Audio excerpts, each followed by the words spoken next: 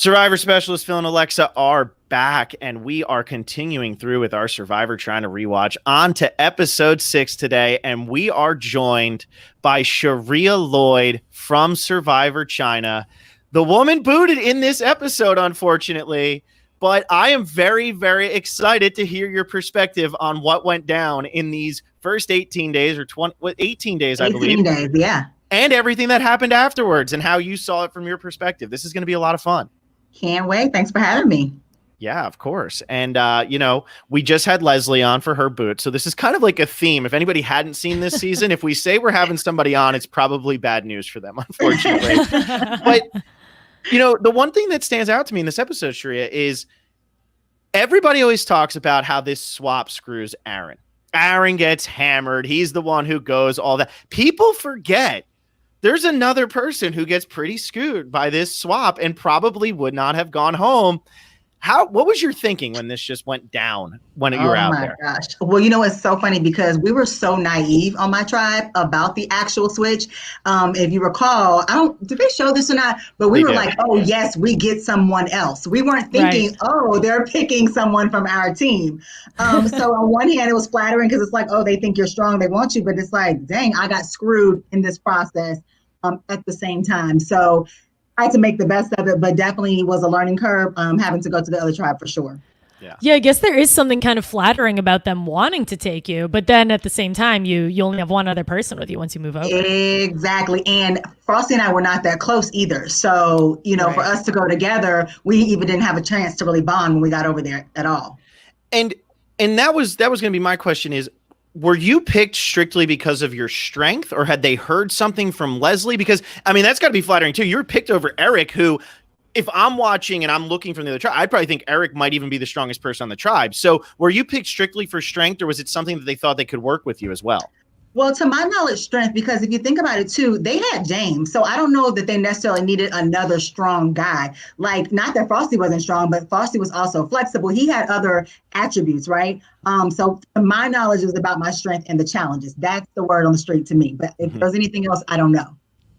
Well, I always look at the one challenge where you're all tackling each other and it was men versus women and women versus, oh my gosh. So good. You just are a one-woman wrecking crew in that challenge. I always forget. Yes, Leslie and I talk about that episode all the time and how crazy it was. Like, I don't know, we just went into a zone with that challenge. Like, we got to win and by any means necessary. Poor Leslie, sorry I threw up the vote. Yeah, exactly. You were throwing everybody off. I don't know. You versus James. I don't know who would have won that one. I'm not convinced he would have been able to throw you in, Sherea. I would have fought for my life. That one and the one where you guys are dressed up in all the warrior garb and you're chucking those things at each other too. That one looked super fun. That was a fun challenge. It's funny because I think I surprised myself, and part of me going on Survivor was like, I knew I was strong. I knew I was this, but I don't know. Like, even my family, my mom's like, oh, you take too many showers a day. How are you going to make it out there? So I felt like I was testing myself and other people to see that, I could be strong too. So I surprised myself in a couple of those challenges. That's awesome. That's awesome. And so when we get down to this episode, talking about the one where you do get voted out, this is the episode where James gets the idols. Todd helps him find the one. We know that he goes back and he ends up finding the other. And Frosty is there when Todd finds the idol, Todd and Amanda. And it's a really awkward moment, and Frosty has no clue how to react, and he thinks it brings him in. Now, this kind of hurt Leslie, because Todd didn't like that Leslie had information. Do you think that this is ultimately why they kept Frosty, or was there something else that we just didn't see? A couple things. And let me tell you something that's funny is that we were all sitting right there when they were getting that idol, and we did not know what was going on. Like, literally watching that back, I was like, how dumb can you be? Like, thinking that they're just jumping up there because that was Frosty's style, right? Yes, but he's just jumping up there, no big deal. So it felt so dumb watching it back. But I definitely think that that's what brought, Frosty kind of into the fold with them versus me, where I was more like, I was with Courtney, didn't really like John Robert. So I don't know that they really knew what to do with me at that moment. And then I didn't have a chance to really talk to people, tongue-tied, specifically Amanda. And that's where I think that Todd was trying to convince her to maybe kind of keep me, but her and I had no ties together at that moment for them to kind of keep me around. And I think Courtney says that. She's like, I actually really like Sherea. I don't really want to vote against her. So you and Courtney were pretty tight? Yeah, Courtney and I had a really cool bond, even just the little time we were out there together. Todd and I as well. Like I had good bonds with a few of them. But Courtney, I felt that her and I, we just did not get along with John Robert. And I think that we were speaking up in ways that other people, they felt the same way, but didn't want to speak up. So, you're kind of walking that tightrope with like, who do I need, in this moment where there's the physicality, who do I need for strategy? And I just happened to be a little bit more on the outs because I was the newest person, aside from Frosty and him finding the actual idol. It was the logical decision, I guess, in that moment. Yeah, because I guess Fei Long wanted the numbers going into, the merge, which was coming up. So when I watch this back, I'm always like, man, Jean Robert should have been the boot here. It seems to make sense, but Fei Long did need the numbers. Yeah. How frustrated was Courtney getting to that point? Like, was there any chance that had you not been so close with Courtney, you could have maybe thrown her under the bus and been like, look, guys, she's going to flip to Jean Hu as soon as this happens? Probably. But you know what? I also think that they knew that I was still close to Jean Hu. And so that was another reason to kind of get rid of me as well. It's like, we don't know. I don't think they knew where my loyalty lied. I think that they knew a little bit more with Frosty rather than my loyalty. And they could kind of see that, when we went into some of the challenges and we were still kind of interacting with each other. You know what? I don't know if I really ever would have flipped on Courtney. I mean, it would have had to get me to that point and they would have had to boot John Robert out first before I flipped on Courtney. Mm-hmm. Right. Gotcha. So you were tight with the Jean Hu tribe that you had left. This is such a hypothetical, but if you were on the tribe and they decided to throw the challenge, how? I think she cut out, but how would you have reacted? Say it one more time. I'm sorry. So yeah, she froze. But if you were on the tribe when they decided to throw the challenge, how would you have felt about that? How would you have reacted to that? If I was on Jean Hu? If you had still stayed there, yeah. Oh. That's a crazy situation too that we still talk about to this day. I think it's one of those game moves where we had to make the move that worked best. You know what I mean? I particularly am not against throwing the challenge if it was going to get us a little bit further in the game. I can see how it looks bad, but it's a game of strategy, right? And so you do have to do what it takes, especially if it's going to get you a little further. And I think that it did work out in their favor a little bit, honestly, not for me, but for them. And so, like, let's say it had been Eric who had gone over to Fei Long. And so you stay, you're with the girls. Do you think they would have clued you in on it, or would they have left you out the same way they left out Eric? Because I do want to talk about your relationship with the Jean Hu tribe, because I feel like we saw you more on the outs than I think you really were. That is very, very true. Actually, we were pretty tight, especially with me, Jamie, and Eric. So Frosty and I had a different relationship. PG and I had, I don't know, we didn't have a bad relationship, but I think that she was more kind of like wanted everything to be at peace and let's play the game. And I'm like, listen, I don't have time for Dave, and he wants to build everything. We don't have food. I don't have time for this rice that you want to save and it's moldy.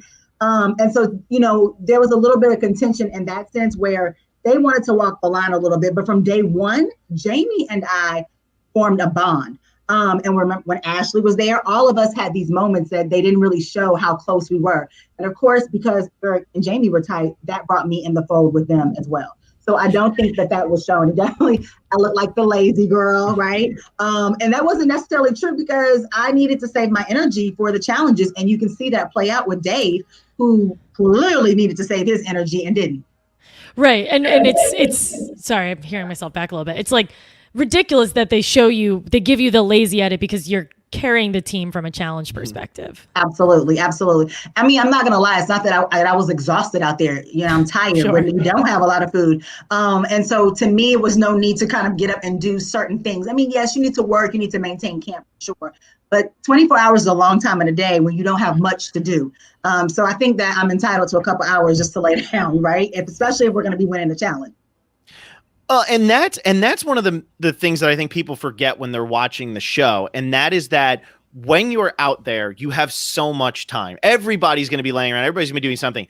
However, when watching your season, did Dave ever stop, or was Dave just trying to run himself into the ground so that he'd be completely useless by the time the challenges came around? I mean, I think that Dave's angle was, I'm going to be the workhorse. I'm going to show them that I'm needed, especially because, Chicken was voted out so early. And then you have Dave, he had to find or claim his space because I don't think that he really had a bond with too many people in the tribe. So that was his way of saying, you need me. But I think we tried to tell him, slow down. It's okay. But no, that was his thing. I'm going to keep working and doing things. And we even said, you need to save your energy. Nope, he didn't want to do it. And it caught up with him. And so let's talk about this early time. And sorry, I keep muting you only at the beginning. You don't want to talk? No, there's a little bit of feedback when we Okay. go from you talking to me. So I just mute you at the beginning of when Alexa or I talk to bring you back in. Just so you know, we're not trying to silence No you. worries. Like, No. yeah, geez, Phil. I know, right? No, I just want to make sure that we don't get that crazy sound. I had this happen to me once before, and that was really the way to solve it. So, but I want to talk about what was it like at the beginning of John Who, because Chicken always goes down as one of the most popular first boots in the history of the show.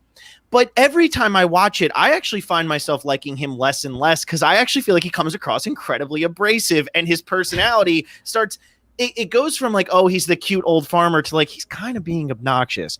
What was the vibe there, and how close was it to being somebody else at that first tribal council? So the first 3 days, of course, it rained. I mean, like a tsunami. So that was completely uncomfortable for us. But the girls quickly kind of formed a bond together. With Chicken, it definitely was like he is this, the nice old man for a minute, but he was super obnoxious. And it just made all of us uncomfortable, which is why we said he has to be the first to go. Honestly, I don't think that there was anyone else that I'm trying to recall that we were kind of swaying back and forth from. Ashley was sick the first few days, so she was kind of on our minds as well. But Chicken was the obvious vote because we did feel so uncomfortable, especially at night in those situations. And also Chicken, we're like, you know how to build things, but you're not actually pitching in to do it. So what are you doing here? So that really kind of helped us to make that easy decision for him to go. How scary is it when he screamed damn when you guys voted him out?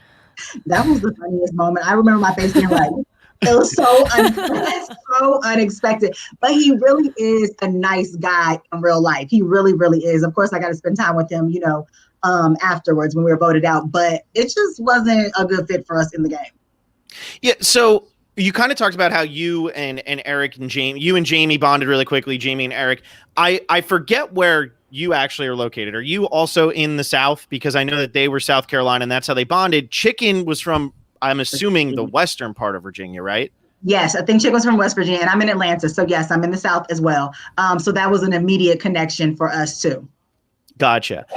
Because when I look at then you had Dave and PG and I think they were all like kind of LA based. And so PG, for at least from what I saw, she does kind of start a little bit on the outs. Like it does seem like she's not really bonding right off the bat. And then she works her way in because she is a very social person, but it takes her a second. Yeah, absolutely. I think, and two, that you got to look at the age difference between some of us as well. And I think that kind of played a role. We're all kind of spread out. At that time, Jamie was early 20s. I was early 20s as well. And then PG was late 20s, early 30s, if I'm not mistaken. She's probably late 20s at that time. So we had some kind of age divides as well. But again, the first episode, we're like dancing and doing those type of things and singing or whatever, things that people were like, what are y'all doing? That was another way that we were able to bond, especially the girls that were from the South and were the younger girls. We're kind of finding our niche together. So I think she kind of popped in and out, meaning PG wanted to be in that, but then she's kind of like, this isn't my thing. And you know what? PG also was very, she's into nature. Like she liked it out there. Whereas I was like, why am I out here? And he was like, oh, yes, I'm thriving in the wild. And I'm like, no, this is not my thing. So we had to all kind of learn each other and what our boundaries were, within that space. And where did Frosty fit in here? It seemed like there's kind of two clear divides. Where was he floating around? Well, Frosty definitely, because of course he was the youngest player. Frosty was in the middle of everybody. I think because one, he was able to get along with everybody, and two, he was super neutral when it came to any situations. He wanted to go with the majority. And I'll never forget that, because I think that when Dave and I kind of got into it, I think that everybody understood where I was coming from, but they didn't like just kind of the way that it played out. That was my feeling. And then kind of watching it back, they're like, usually if someone is kind of causing the disruption, that's the person they want to go. But I felt like they understood kind of both sides in that situation. Well, and I always go back to this one moment. It hurts me every time. But when you take Dave's shells and you're walking away with them and you're getting ready to throw them, and he literally pulls out the mom card on you and says, "I just wanted to bring these home to my mother." Like, it's one of those moments you're like, okay, you've been obnoxious the entire time. I'm happy Sherea has finally give it back to you, but now I almost feel like there's a pitifulness to this that I just can't turn off. And I was so fed up by that point that I was like, F you, your shell, your mother too, okay? Like, that's literally what it came down to. Like, you see me sitting here picking out molds from rice too, and you want me to save some shells? No, sir. Yeah, I think I had really reached my point with Dave at that point.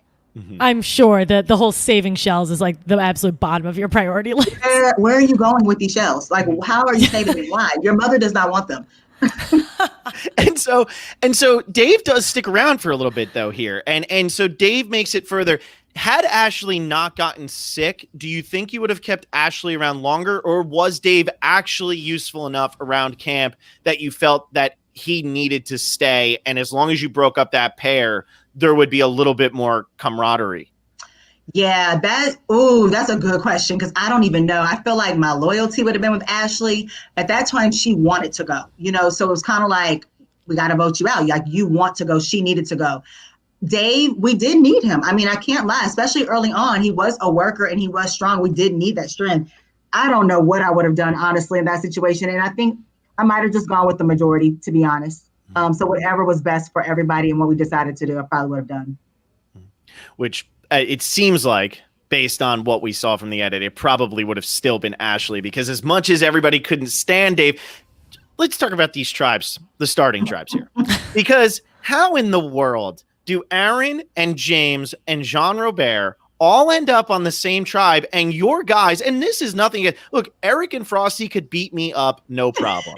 However, Eric and Frosty are not strong by Survivor standards. Yes. So how do you end up with those as your two strongest guys? And then you have Chicken and Dave, while they have, Mr. Olympia or whatever going on over here. We were wondering the same thing. I don't know how they mix those tribes up. I mean, when you look back at it, like, personality wise, it works and we kind of mesh together, but we're just like, so that's what they get. And then here we are over here. And I'm sure the guys felt that too. Mm-hmm. Yeah, and so when I look at how this plays out, obviously you guys lose the first two, then Leslie goes home, the next one comes, Dave's days are really numbered. We're seeing you as the alternative in this moment. Were you really the alternative here, or do you think that was more of just what they wanted to show? Like, how close were you really to being ousted when Dave went home at 13? Oh, you know what? Especially if they hadn't done the switch, I could have probably been one of, I don't know. That's a hard one too, because I definitely think that I was valued and because of my strength, right? But I don't know at that moment if my head was in the game strategy wise. I think that there was a little bit more strategy happening behind my back than I really, really knew about. And specifically because I wasn't close to PG and Frosty in the same way. And although I was close with Jamie and Eric, they were also close with Frosty and PG, right? So I'm kind of like in that middle. So I think that I would have had to really prove myself strategy-wise if I hadn't been switched. I could have definitely been on that line to be the next person to go. Gotcha. So that part was fair. So when we look at like how it did shape up, you go home at 11. You had your strategy, which was, save yourself for the challenges. And, you just said that there was strategy going on behind your back. If you were to play now, older, wiser, what would you do differently going back out there? I think that from day one, I would start working on building those relationships. And I know it's crazy because the game has really evolved. Early seasons when I played, it was don't play too soon, right? Don't get strategy involved. And now they've come out from day one and they are going hard. And I think that would be the one thing that I would do differently. I just felt so out of my element when I played that first time that, you're out here with people you don't have anything in common with for the most part. You may not come across in real life a lot of times.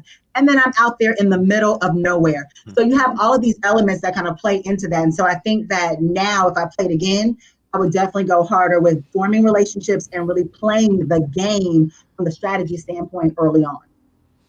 And how was it after you were voted out rekindling with some of your old tribe mates? How was bumping into Dave? How was seeing Chicken? How did that all go? It was cool. I think that it was a blessing that I was able to go and travel around China with them. We had great experiences, after that.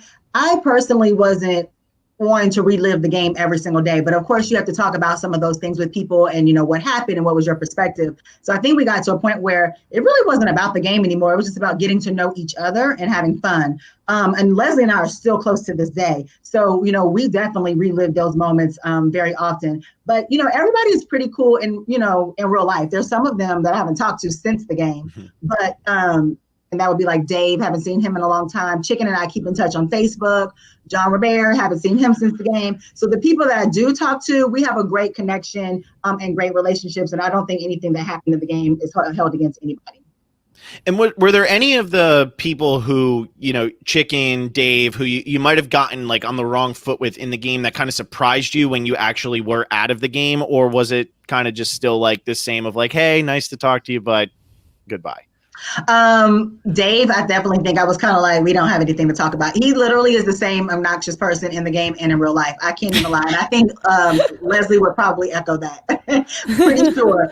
Chicken's cool. He's just funny. He's just a laid back guy. We have fun together. So the two of them, they're different. Leslie, she's the same person in and out of the game as well.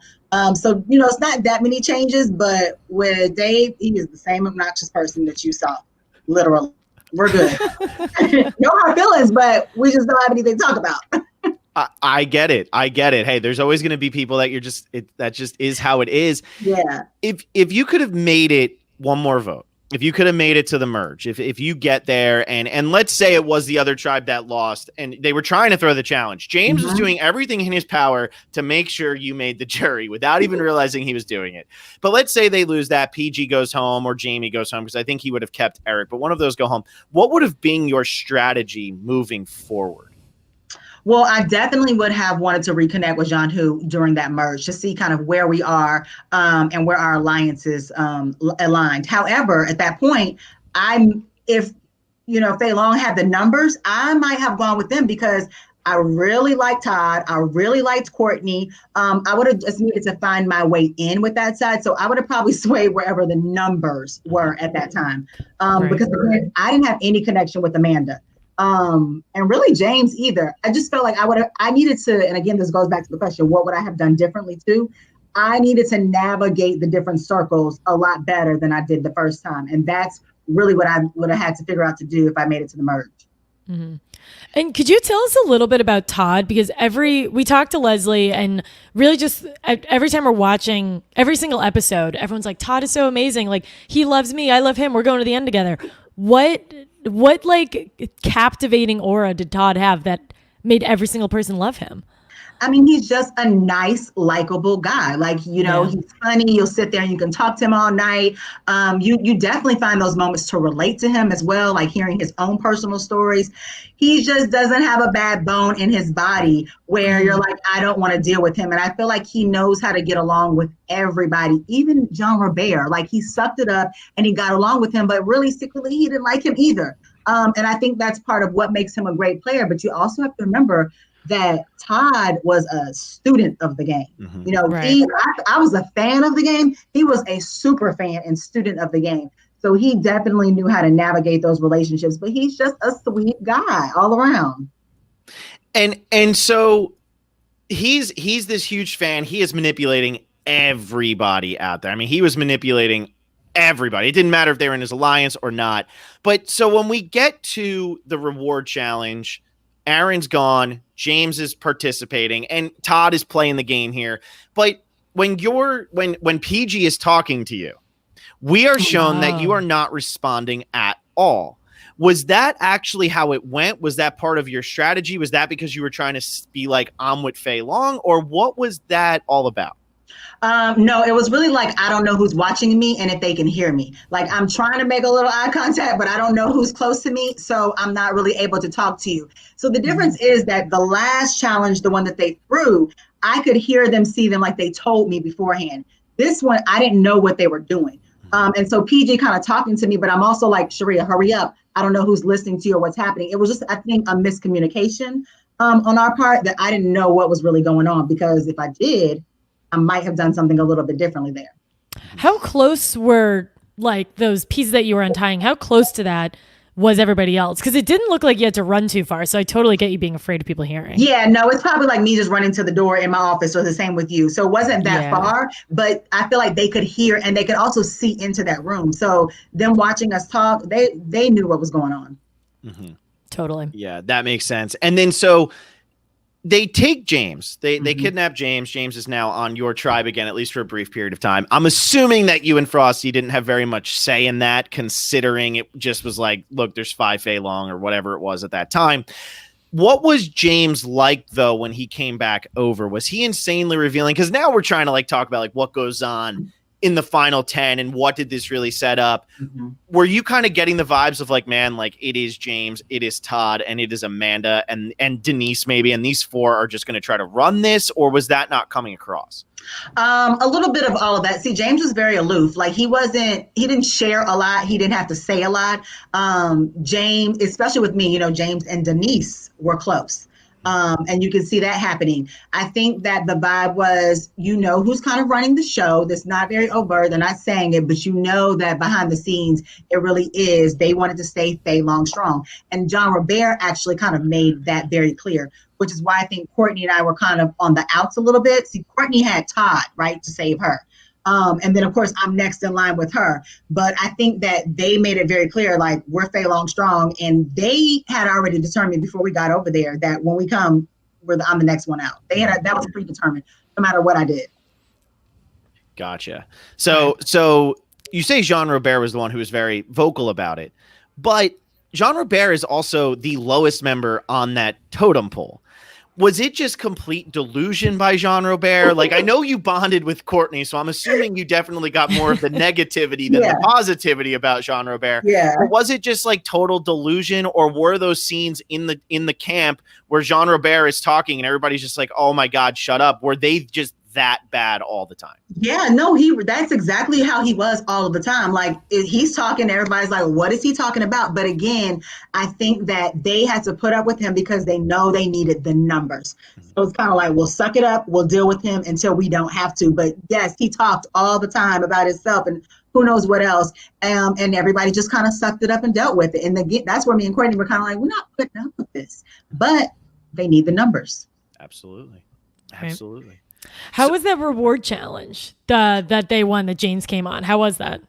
Wait, the reward. Yeah, the bath. That was John Robert in a creepy bathtub. Yes, that was like, this can't be good. Yeah. Right. I mean, it was so nice to take a bath, even with him next to me, but like having a couple snacks and getting away for a minute, it was really, really nice to do. But it was one of my favorite contrast there is Courtney and Amanda being like, oh my gosh, Jean Robert's disgusting. I can't stand Jean Robert. And Jean Robert saying, go over to that one. And then it immediately turns to, look how nice James Butt is. This is amazing. I love how it just he's so crass and so bossy, but you see how he switches it up really quickly. It's just a snap of the fingers. So what was Amanda? So I have this thing, and I'm sure I forget who it is that always says it, but I am a huge Amanda fan, as is most of the community. But I always say that in China, she is totally overrated because we don't see much of her. It really is in Fans versus Favorites that Amanda comes out and that we're like, all right, this is the queen who is playing the game and knows what she's doing. But what was she like in this season? Because so far we still barely know anything about her. I mean, I agree with you. That's why I'm like, how did she even make it to Fans versus Favorites? Because she really wasn't very talkative on our season at all. I don't even have anything for you. I'm trying to even think that Amanda and I have a conversation. I mean, it was very kind of just bypassing each other. I will be honest. Yeah, that's all I got. I haven't talked to Amanda since. Honestly, I was very surprised though that she was on that season because I'm like, I don't feel like she stood out on our season. She goes on to be a legend. Like she goes on to be a legend of Survivor, which is crazy to me. Like if you were to name who are the most popular female players of all time, Amanda's in almost everybody's top 10. And I mean, it could go back to the fact of, and maybe I'm mistaken, but I had heard at the time they wanted Courtney to play on season 16 and she turned it down. And that might just be what set Amanda off on this trajectory of being Amanda. I would agree with you. That's true. And I heard the same thing. And I think that, once you play that first round, right, or first time, you get your footing in the game. And maybe that's what she needed to kind of, know when to use her voice and her power in the second season that she played, the Fans versus Favorites, because she definitely was the kind of calm, cool, collected person in our season versus what you saw in Fans versus Favorites. So I think that you get the first season under your belt and you're like, I know what to do now. Yeah. But, she made it far, so I still can't discredit her even in our season. Right. Yeah. She gets all the way down to the final three. I mean, she gets there in back-to-back seasons. It's just funny, like, when you watch the newer seasons now, we watch like a season 38 where Julie Rosenberg gets the final three, gets no votes. Yeah. I would love to see Julie play again, getting to know Julie outside of the game and how she is not a nice mom. She is a very MF this and MF that type mom. But when you get to know these people on that level, but I don't think people are like, oh, we got to have Julie Rosenberg on the next season of Survivor. And a lot of times, like these people who are a little bit quieter, Troyzan even gets to the final three in Game Changers. Nobody's really begging for Troyzan to come back now, but Amanda, it was just like, nope. Third place, doesn't matter. Got to get her back. We need her back right now. And I know. So what do you think that the fans saw in her? Alexa, what you got? I don't know. I mean, from a Micronesia perspective, I totally get it. Maybe Amanda, like in that, I guess of that tribe, like you have Courtney, who's like her personality. She's like a 10 out of 10 personality. She's a quote box. You have John Robert, who is the bottom of the totem pole. No one really likes him. Todd, like James, the challenge, like, maybe Amanda is kind of like the normalcy and then maybe like the relatable one. That would be my guess. It could be. I have no idea. I don't know. I am also, I've never been a Miss America, so Amanda and I have nothing in common. And I do think that was a big part of it too, because if you think about the fans versus favorites, I mean, James is back. Obviously, James was going to come back for that. And obviously Penner, he's a confessional machine. Cirie was a lock. There was no way they weren't putting Cirie on the season.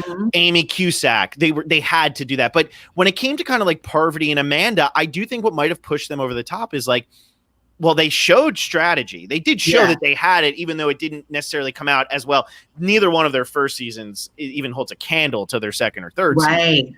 Right. But they also were very attractive. And I think that did help it where it's like, okay, you know what? Do we want to go with Amanda or do we want to go with, I don't know, I can't think of somebody else. But if it's coming down to that, I might be like, let's push Amanda. She's got the strategy element. She's very good looking. She was likable enough in her season. Yeah. And she's going to be out there with James. Who's not going to want to see Amanda and James be together? Exactly. And who to choose from a season that came together and they already had a kind of a little bit of a bond too. Yeah. Yeah, I agree. Absolutely. Yeah, and the two of them go on to play together again, so they're always together. Crazy. That could have been you, Sherea. That could have been you and Frosty. Right. You and Frosty. Yeah. Sherea, do you still follow Survivor like every episode? Where do you stand? I do. I actually do still watch the show. It depends on the season, but I pretty much have seen every season of Survivor, so I'm kind of missing it right now. I mean, it's crazy. I told you guys like before, I'm kind of coming back into the fold the last couple of years. It's kind of cool to, be able to talk with people like you guys and other fans of the show. And this has allowed us as survivors to even meet a lot of each other, the people that we haven't seen before in prior years. So really building this connection, especially throughout the pandemic as well. So it's been cool to kind of come back into the fold of things, but I definitely still follow. That's awesome. That's awesome because it's always hard to tell, like from the earlier seasons, who was a huge fan, who was kind of just being put, especially around your time. Yeah. Because it was season 14 where it was so heavily manufactured. It was just like, who can we recruit to play? And then you get some recruits like James wasn't applying. James was found, Courtney was found. And so it's great to hear like that, you do still follow it and like that this is still something you really love because we're all hurting right now for Survivor. Absolutely. Like we all need it so bad. And that's why it's fun that, getting Leslie, getting you on here, it's been really good to be able to talk Survivor with old school Survivor players and just have fun with it while we're all waiting. Yeah. I mean, I see T-Bird all the time. I ran into her this past weekend. I run into her on the airplane before. Like it's a really good community of people to be around. Was she your flight attendant one time? Yes. Her and her son. Oh my gosh, that's amazing. Amazing. It was cool. I got free drinks. There you go. Okay, well now I need to find out T-Bird's schedule. So anytime I fly, Yeah, you got to fly to Atlanta through Delta. Yeah. That's exactly right. I can't wait. All these direct flights that could take me from LA to New Jersey. No, thank you. I'm going LA to Atlanta just so I can get my free drinks with T-Bird.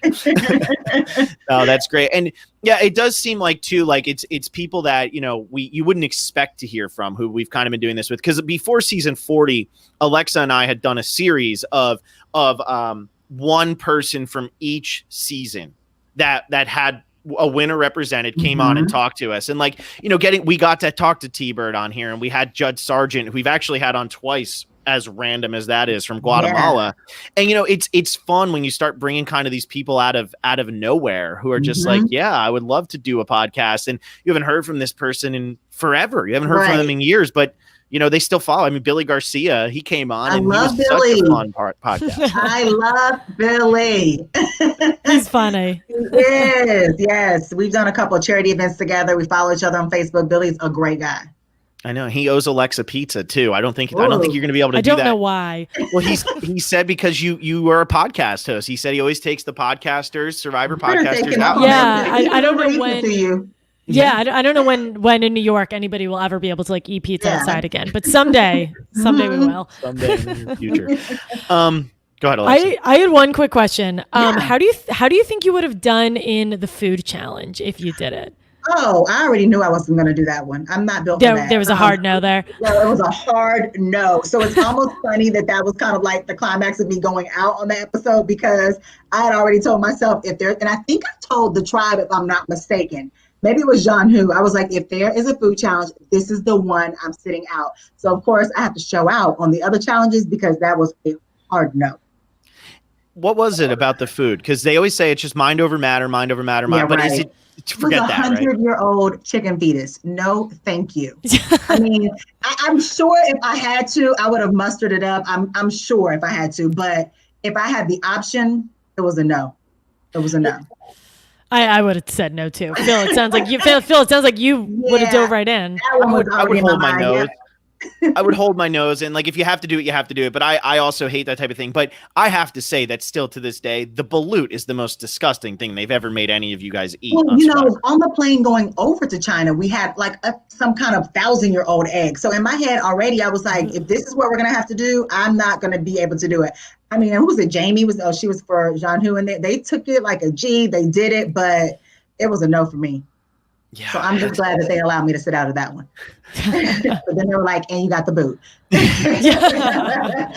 But at least you got the boot and got to go home and eat like a cheeseburger rather than eating a chicken fetus or whatever. Absolutely. No, couldn't do it.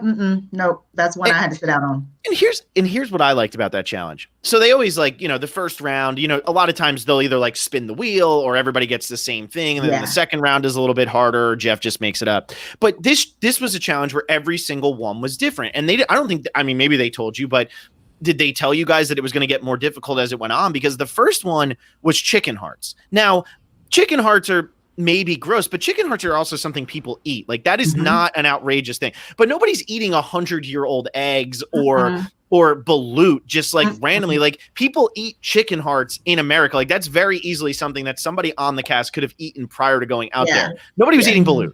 No, and they didn't tell us that it was going to get more difficult. I mean, you had an idea, but again, for me, I was done with the food before we even got to that challenge. So I'm just glad everybody else was able to take one for the team, because that would have been a tough one for me to swallow.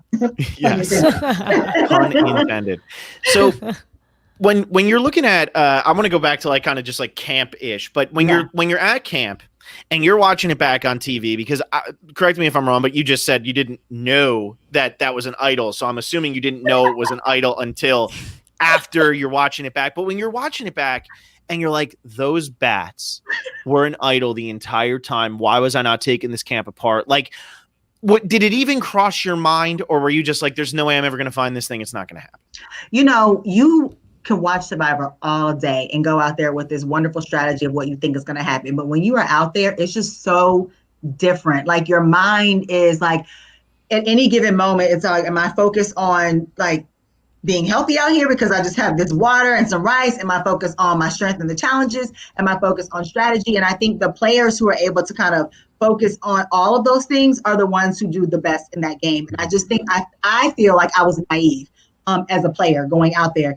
I mean, yes, I had watched it and I thought I was going to do something one way and it was different then. So watching it back, it's like, what were you thinking? So I was looking for the idol, but the way our idols were set up definitely wasn't on my radar at all like it should have been. Right. And so if you were to play again, would you make sure to wear running shoes or some sort when you actually started the game? Because your heels sinking into the mud is and especially since as the game goes on, you're like a badass the entire season. Like you're beating people up in challenges, but you come walking out in the heels and they're just the whole heel is just sinking right into the ground. Nice looking heel. learn that lesson there, huh? So I got a lot of flack for that, of course. And I don't know if there's been a season since us, maybe one, where they set us up in that way. So, of course, they put us in those clothes. They told us what to wear, and why they gave me heels, I have no idea. But thank God we got some tennis shoes, a few days later. So to answer your question, oh yes, next time we're going to claim it. If I play again, I will be sending all outfits minus the heels. So they don't even have a choice to choose. And I do think in the more recent seasons, everybody's wearing running shoes. I mean, Wu. See, here's the funniest part. Wu in season 28 is wearing the toe shoe, the one that fits your foot perfect, and you're wearing high heels that are sinking into mud. And I even lost my tennis shoe in one of the challenges, the one we're in the mud. And I had to walk back without shoes. So that was no bueno too. Did you never get that shoe back? I did. They ended up finding it and bringing it to me later, but I had to walk back without shoes on my feet. It was sitting there somewhere next to JT's missing tooth from Token Chains. Well, we just got Ian Dean, so I'm going to throw this up there. He says, "Hi, Sherea. I'm so happy to hear from you." He's throwing us a big super like there. So shout out to Ian Dean. Thank you for that. Shout out. So what would be the ideal scenario? We kind of covered a lot here, and I want to ask this, and if there's anything else you want to touch on, but ideal scenario for you coming back, if you were to play Survivor again, would it be a second chance type season, a blood versus water type season? If Jeff was watching this, which he's not, I will tell you that very candidly, but if he was, what would be the type of season you would most want to play on? Well, I was actually called back for blood versus water, but my family was like, it's a no. But I think for me, it would definitely be a second chances. I'm always kind of like on the fence when they bring back prior players with the newer players. So for me, I'd love to do it with castaways who were voted out prior to the merge. That would be a great scenario for me to be able to play with people who didn't really get that chance to kind of get past that. I would love to play the game again. At first, I remember coming off and I was like, never again. But it's such a once in a lifetime opportunity, no matter how hard it is. It would be, but the stars have to align for me in my personal life to be able to take that much time off to do it. And I think that's what happened the first time, but I would be down for second chances. I that's so funny with the blood versus water that your entire family is like, I understand that this is your dream, but hell no. It's a no for them. That's so funny. And I mean, there's just certain people. I think about like my family. I don't think any of them are going to be like running to be like, hey, I really want to go do this, because as they said with the food thing, I mean, if you're already not wanting to do the food thing, but you're not outdoorsy, imagine your family who didn't sign up for Survivor. I can't believe. I mean, it takes a special person to go out and do Survivor. It really does. Yeah, it does. And I think people take that for granted because nowadays we just see them in Fiji chilling on the beach. It was a different game back in the day. I mean, it was. And we weren't on a beach. So, where we were was a lot different than where they are now. A lot different. You had one of the toughest environments, I think, because it was so wet and rainy and you really didn't have much of like a waterfront and all of that. So I can't imagine that was all that great. No, and I heard that it was a tough season for the crew as well. So they were probably, well, of course now they really won't be going back to China. But even following that, it was a place where they said they would not go back to because of that. I think all of us had different ailments and we were sick following that season. But with the cast and crew, it was definitely tough. I mean, like I said, the first few days, especially, it rained nonstop. And we don't have an opportunity to go lay out in the sand to dry off. We had to actually crawl down the steps, get into the creek. I'll never forget doing an interview one night, like 3 a.m, and me and the producer was sliding down the side of the bank. I mean, can you imagine? This is not in the ocean. This is like this nasty, dirty creek. It's dark out there. It was a tough environment to be in. Yeah, and you know, I kind of miss that element though. I miss, from an entertainment standpoint, I miss watching y'all suffer. I really do, because it gets to be a little bit too samey when you're all going to just Fiji, and the elements don't really play a role in it. Yeah, I think I agree with you. I mean, now, of course, they're more theme-based, right? Where ours location-based. And I think that actually played into the actual game itself, you know, and how people survive. So I'd have to agree with you with that one. And especially with you guys, all of your challenges were oriented towards being in China or Chinese culture. And I know, you know, now challenges are like obstacle course plus puzzle plus swimming. Yeah. Like rinse and repeat. I think we had a pretty cool season with that. I mean, and anyone who's before us, like being immersed in the culture of China was amazing. And then the elements that are played into the game, when I watch our challenges back, I'm like, we had some cool challenges compared to what they have now. Like they're just always in the water, right? I mean, we were in the mud, we were slinging things, we're on a boat. We had some cool challenges. Yeah. I mean, I always look at that as like, you know, that challenge where you're on the boat is really fun, where they're running across. I love the mud challenge, and I miss when they used to do these. And I honestly think they might have stopped doing them because of James, because when James hurt his knee, I think that really turned them off from doing these types of physical challenges. Because you got to think, in season 19, they did, what is it? The Schmerges Brawl is what they call it. The same thing that you were doing, where Ben got kicked out for kicking somebody as hard as he possibly could. And then in the next season, James tears his ACL. And I think that really turned them off from doing these types of challenges, because they wanted it to be more about the strategy than medevacing. Probably. And, you know, we actually had a couple of situations that they didn't show on there as well. Like we were the first season to get water behind the scenes because I actually dehydrated by one of the challenges. Do you remember the challenge where Courtney had to chop down? Forgot what it was. She was trying to build something. We pulled it. I can't even remember half of that. I know that's where Dave kind of passed out as well. And then behind the scenes, I passed out from dehydration. So we got water from that one. But it was physically challenging with our, not saying that the ones that happen now aren't, but I think each one was so different that it tested you in a different way. So now when they bring back challenges, I'm like, are they going to bring back one that we had? But I don't know how much of that you can like recreate, like 4th of July challenge with fire. That was cool. We have some really cool challenges. You really did. You really did. And I think that's why China remains as, you know, one. I mean, it's my favorite season. So that's why I love that we're doing this. And that's why I'm getting to talk to everybody. But I think it remains near the top for a lot of people, because it's not just the cast and it's not just the strategy and the fun idle stuff that happens and the blind sides, but it's also the fact that like it was a fun environment. Every challenge is exciting. I mean, even when you guys are getting the crap kicked out of you on John Who, it's still fun to watch the challenges and you feel like you're really immersed in it. And that's just exciting. Yeah, I mean, if you remember from the first episode, just going up the steps with our suitcases, right? Going into the temple, that is where like the game started for us. Leslie leaving the temple and people are like, what's happening with her? Like from the moment we were immersed in the culture, that's when the game kind of started for us. And those little things seeped into the game as well. Yeah. Well, we're getting near the end of this here. Is there anything that we didn't cover that you're like, I just got to tell you this, because how have we not talked about it? I'm trying to think. Are there any questions that people have? I don't think we have any in here, Alexa. Have you been following the chat as we've gone along? I haven't really been looking. Most people have just been saying hi. Sherea, what is your take? This is a super hypothetical. If the final 3 ended up being Amanda, Courtney, and Denise, who do you think would have won that? I'm gonna go with Denise. Probably. Really? Yeah, Denise, she played the game.